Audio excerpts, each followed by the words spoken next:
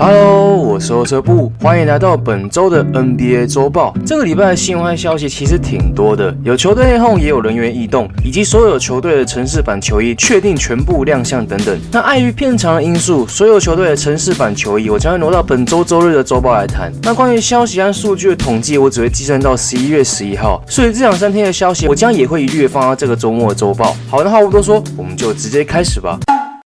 首先是第一则新闻，达拉斯独行侠惊传内讧。事件的主角是卢卡·当曲和 DeAndre Jordan， 而所有事情的爆发点只是在于一次的抢篮板当中 ，DeAndre Jordan 推开当曲的动作，然后就开始一堆的传言和未经证实的内幕消息到处满天飞，什么两个人其实是有心结啊，连击掌和挡拆都没有啦 ，Jordan 都不会把球传给当曲啊，然后再扯什么球队内霸凌啦，还把 Dennis Smith Jr. 扯进去说什么有三角关系，连 Wesley Matthews 的名字都无缘故跑出来，哇塞，还分派系斗争嘞之类的，不得不说啊，球迷们的想象力真的是很棒啊！我只能这么讲了，球队只要一输球就会找战犯找问题，是身为球迷来说非常正常的行为，只是好歹也要有些根据嘛。我不否认 DeAndre Jordan 的行为确实不好，而且他其实有点中二，我也不想要忽略独行侠目前的战绩的确很糟，而 Dennis Smith Jr. 也正在卖力的撞墙中。然而你只要翻开数据的话，你就能发现，当曲是 Jordan 第二个最长的传球和给球的对象，平均每一场都有 25.2%， 也就是1/4的几率会传给他球。当曲同样也是最常传球给 Jordan 的球员。好，我们换个角度好了，从当曲方面来看好了。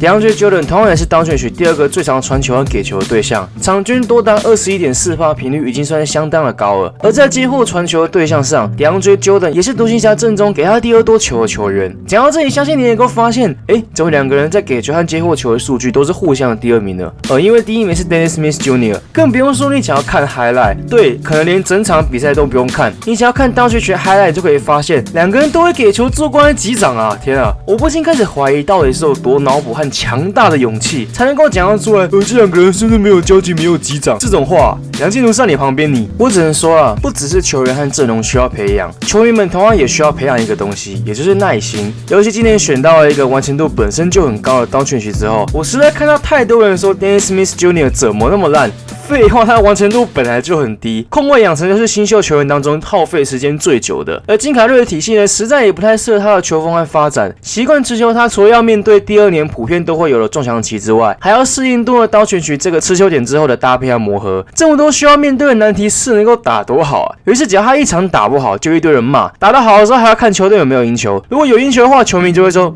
真香。直白来说啊，我认为刀拳曲的表现和发展决定的是独行侠的地板会到哪。然而 Dennis Smith Jr. 才是真正决定独行侠天花板会有多高的那个人。其实我个人其实很担心独行侠养成的培育系统，尤其自从 Dirk Nowitzki 之后，似乎没有太多真正养出来的人，至少完成度很低的那种人都养不太出来。不过这一点我已经在《迈向坦克之路》那部影片已经提过了，有兴趣的朋友可以点选右上角链接去看，这里就不再赘述了。目前很明显的独行侠还在磨合期，除了当曲之外，其他球员都还在找状态和磨合。而且其实我认为当曲的体力和体态还是需要时间调整。你只要看过他在西甲的比赛，你就会知道他和现在的身材和速度实在是差太多了。总而言之，独行侠这条路还长得很，所以呢，就多点耐心吧。对了，这边顺便补充一个消息，独行侠老大哥 Dirk Nowitzki 预计将会在3周之内重返赛场。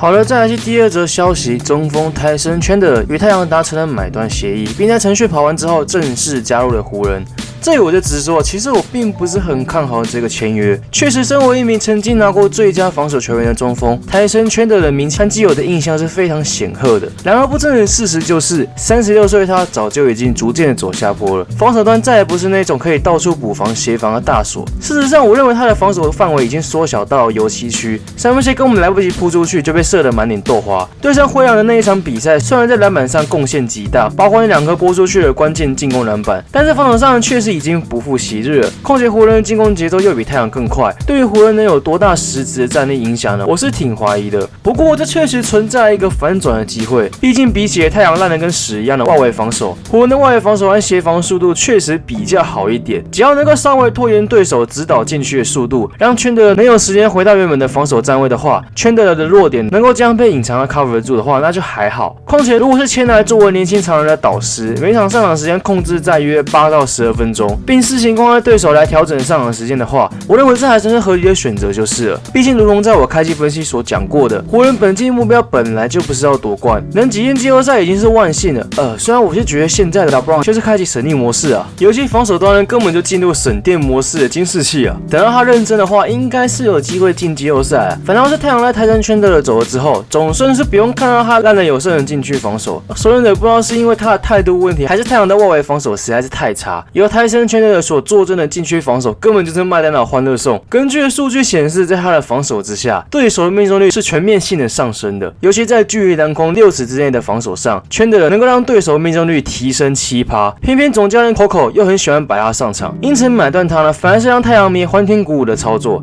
虽然说是在战绩上是没有帮助非常多就是了，但至少在比赛的观感上好很多了嘛。太阳的问题还是需要一名称职的控球者。我认为现在太阳的状况比我想象中的还糟糕，因为场上根本没有人会讲话，尤其进攻端。只要你有打过全场比赛的话，就能够了解球场上有人讲话是一件非常重要的事情。而太阳呢，也非常需要这一种人，所以赶快去谈交易吧，你在自由市场上是找不到这种人的。第三则消息，今年夏天宣布退休的火箭防守助教 Jeff Bzdelik， 在火箭管理阶层强烈要求和战绩的展现下，确定在本月月底之后回归教练团。这对于火箭来说，肯定是一件非常重要的消息和补强。相信各位知道，本季的火箭状态非常的不稳定，10月整个战绩是非常惨淡的1胜5败，也让很多人都在说火箭这季是不是要谈了，这瓜有毒之类的蠢话。事实上，这个问题我在前几支影片的月报就有讲过了。整个10月实力下来，只有2场比赛是双后场都有上场，剩下的不是 Chris Paul 被禁赛，就是 James Harden 受伤，预计接替 Ariza 位置的小将 James Ennis 也受伤，这样的战力是能够打多好了？或许你会问呢，这一名叫做 James Ennis 的球员真的很重要吗？这里我给个很有趣的数据 ，Ennis 直到11月才伤愈归队，在这之前，火箭团队防守效率只是113.3，排名全联盟第5烂。然而在进入了11月之后，截至本周6为止，火箭的团队防守效率值为104.3，排名联盟第10名。虽然比不上前一季的防守数据，但是也确实证明了火箭的确尝试要找回原先的防守，而 Bzdelik 的回归肯定能替火箭帮上不少忙。不管是自由球员签的 Michael Carter Williams 和 Melo， 或者是最近进入了轮替还在实验阶段的年轻小将 Gary Clark 和 Isaiah Hartenstein， 在防守体系上磨合和训练上绝对是有帮助的。尤其是进入11月之后，逐渐获得上场时间的 Gary Clark， 虽然进攻端上表现并不是到很稳定，但是在防守上4场比赛下来，场均能够贡献1超减1.5火锅。事实上，我认为火箭能够在11月找回防守的主因，除了 James Ennis 和双后场都伤愈归队之外，就是这名小将的上场时间剧增后所带来的帮助。看看他在11月的各个防守数据，全部都能够有效降低对手命中率至少10%。尽管这可能还要加上他都是守对面的主要替补等等的因素，不过这依旧还是有一些参考价值在。假设他能够维持防守效用，而且还能够稳定进攻端，例如说3分能力的话，领双向合约的他确实是有机会被转成正式合约的。当然，回到消息本身上，你不得不佩服这一次总管Murray的操作。他用到一个网友的说法，要如何说服一个退休防守教练重新复出呢？其实这是有一套逻辑在的，不用动之以情，不用晓之以理，更不用诱之以利。那用什么呢？只要秀之以烂，他自动就会重出江湖了。想了一想，还真他妈的有道理。对了，这边顺便提一下，关于最近甜瓜是否会离开火箭的消息整理的，因为实在有点杂，而且是最近几天的事情，所以我一并都会放到下一期的周报来详细的讨论。本集的第4则新闻，我们总算要从西区来到东区球队了。上个礼拜炒掉总教练的克利夫兰骑士队决定将助理教练 Larry Drew 扶正为总教练。不过，相对于过去总是直接一口气签好几年，然后在合约还没有走完就直接炒掉了操盘，这一次明显比较聪明一点，签下的包含本季2年合约当中，第2年是非保障合约。假设本季打完之后，骑士没有打算要他续约的话，他还可以拿到一笔买断的费用。对，没有错，教练也可以玩这一套。那这个举动呢，其实不怎么意外，毕竟在这种鬼时间炒掉总教练呢，基本上很难找到什么好教练。况且现在的骑士这个样子呢，至少也要谈2年以上，再加上老板是 Gilbert 这个的因子，愿意来当骑士总教练的人呢，要不是心地很善良，就是想要挑战自我，所以直接扶正 Larry Drew 是最快的做法。而最近调度很明显就是在展现商品，包括了 J.R. Smith 等人的上场时间都是剧增。不是啊，路当初被炒掉的原因不就是因为想要用老将吗？所以一开始把路裁掉到底是为了什么啊？说真的，他除了长相以外没有啥问题啊，对他长相真的是蛮不讨喜的啦。而且现在 Larry 还把 Larry Nance Jr. 当做5号在用，大哥你是真的不知道大前锋没人吗？是真的没人哦，不管是 Kevin Love 还是 Sam Dekker 都还在躺再怎么想要打小球也不是这样子吧？好歹5号位也还有 Zizic 可以用嘛。算了，总之呢，其实确定要开坛了啦，而且在最近一场比赛呢，好像也把 Nance 调为4号了。不过我认为还有一个东西更重要啊，所以我说防守助教到底什么时候才要炒掉啊？今天这一集的最后一则新闻就是 Jimmy Butler 的交易案，灰狼和七六人达成了交易协议，七六人将会送出前锋 Dario Saric、摇摆人 Robert Covington、后卫 Jerry Bayless 和2022年2轮签，向灰狼换取了全明星摇摆人 Jimmy Butler 和2017年首轮中锋 Justin Patton。灰狼预计将会裁掉 Jerry Bayless， 而这笔交易案的详细资讯呢，我已经有特别出影片谈过了，所以这里就不详谈了。好了，接下来是每一周的 Player of the Week。不过我是挑2个球员就是了。然后这边先说一下，免得引起误会，我挑选的部分主要会是以很多人比较少关注，但其实他的表现非常优秀的球员为主。至于数据统计部分，这一集比较特殊一点，是从11月初到11月10号。东区部分我选择的是篮网后卫 Caris LeVert， 4场下来场均23分、2.5助攻、4篮板，附带 2.3 超级和 0.8 火锅。3轮命中率是非常优秀 50.7%、47.4%和 62.5%， 但以篮网拿下了3胜1败，占据东区第7，与黄蜂并列。其中对上的金块更是上演了绝杀秀。非常可惜的是，今天在一个防守 play 上落地没有落好，而受了跟当初 Golden Hero 同样的伤势。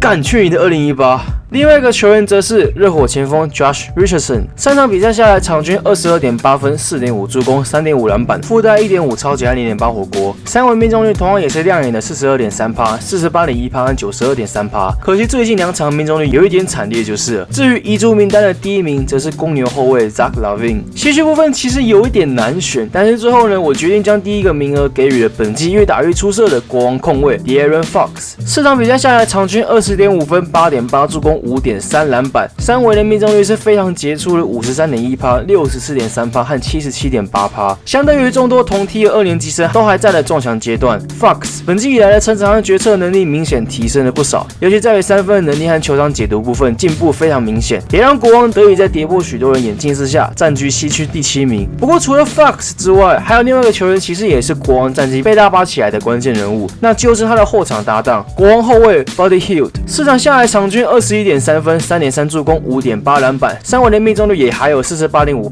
46.4%和 85.7%。个人非常期待塞尔维亚前锋 Bogdanovic 伤愈归队之后，完全体的国王会不会更加的恐怖呢？对了，西区的一句人选呢，我一定要特别讲一下。整个11月份缴出了场均19分、4助攻、3篮板，或许看起来还好，而且在4场比赛全部都输球。但是我想，对于这名球员的表现是好是坏，假如他能够健康的在场上继续打球，对于球迷而言，或许就是最幸福的事情了吧。是的，他就是2011年 MVP 得主灰狼后卫 Derrick Rose。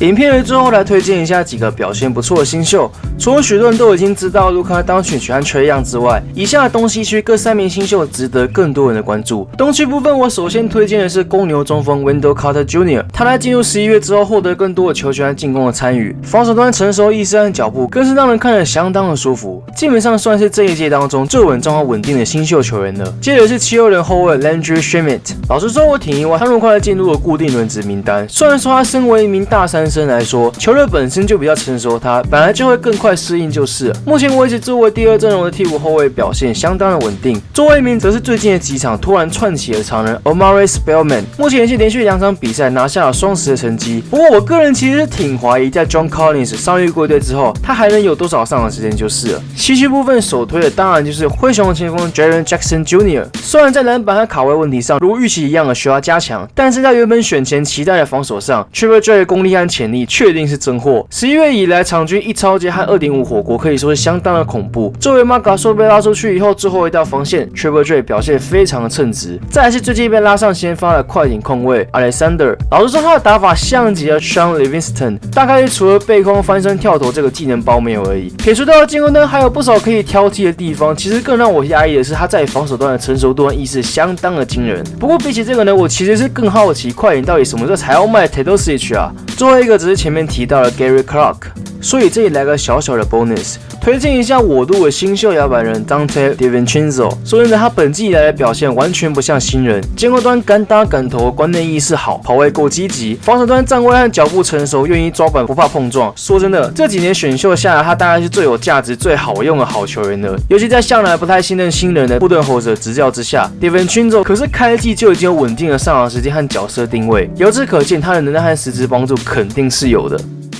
好的，那本期的周报也差不多到个尾声了，希望能够让各位稍稍了解一下本周发生的大小事。那么对于各位来说，谁又是你们的本周最佳球员呢？欢迎在下方留言区一起讨论哦。那本期也差不多告个段落了，感谢各位的观看。如果你喜欢这部影片的话，请帮我按赞、订阅和分享。怕错过我的直播和新影片的话，别忘了开启小铃铛按钮，就不会错过了。想要看到更多即时资讯看法的，欢迎到我的 FB 粉专或是 IG 上逛逛。我是欧车部，我们下一部影片再见。